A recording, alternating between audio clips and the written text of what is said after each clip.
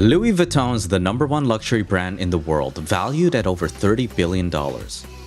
Its history dates back to the 19th century and begins with a homeless teenager who could only dream of success.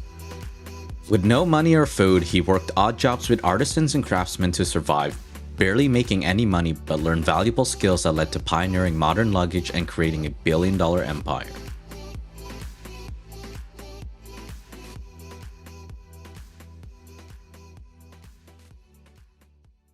In the 19th century, Louis Vuitton was born and raised in Annecy, France, to a farmer and hat maker. During that time, France was still recovering from the Napoleonic Wars, and many farmers, including the Vuittons, faced bankruptcy.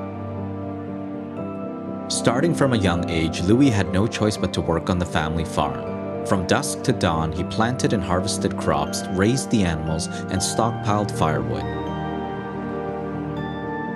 When Louis turned 10, life became even more difficult.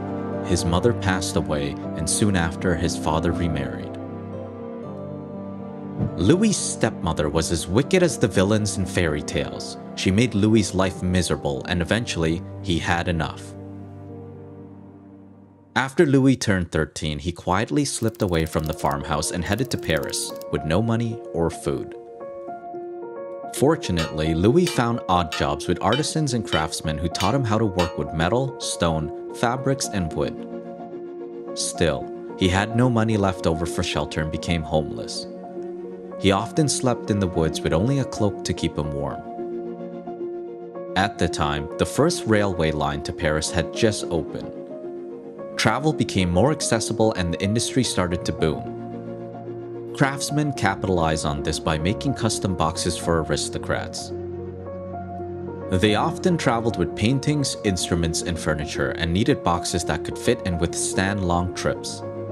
Since Louis learned some of the skills involved on his way to Paris, he decided to try and find work in the trade. Fortunately, a craftsman named Monsieur Marichal hired Louis as an apprentice. While Louis didn't earn much, his willingness to learn paid off in more ways than one. He became a favorite amongst Marichal's clients, and later the Empress of France appointed him as her personal box maker. After working for the Empress for a year, Louis became more in demand and opened his first shop. Early on, Louis came up with ideas for new products that changed the industry standard. At the time, traditional boxes were made with leather and were rectangular shaped. The lids were domed so that water would run off the top instead of soaking through the leather. This made the boxes impossible to stack and time-consuming to load. To tackle these problems, Louis experimented with new materials and settled on canvas. When compared to leather, canvas was lighter, durable, and more water-resistant. This allowed boxes to have simple flat lids, making them possible to stack and easier to load.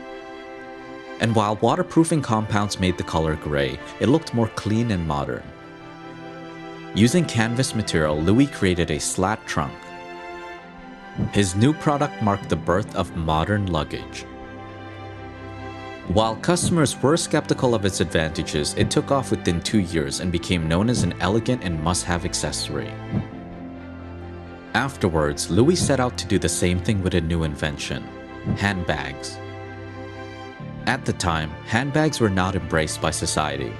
Many people complained that they were inelegant, bulky, and would cause injuries to women. Still, Louis believed that handbags had potential and started making them with canvas. They immediately took off and created the demand for more styles so that women could pair them with different outfits. Eventually, Louis could not keep up and enlisted help from his son, Georges. Like his father, Georges came up with new ideas that changed the industry standard.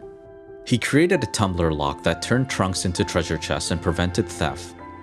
The family's products became even more desirable, but soon after, production came to a halt.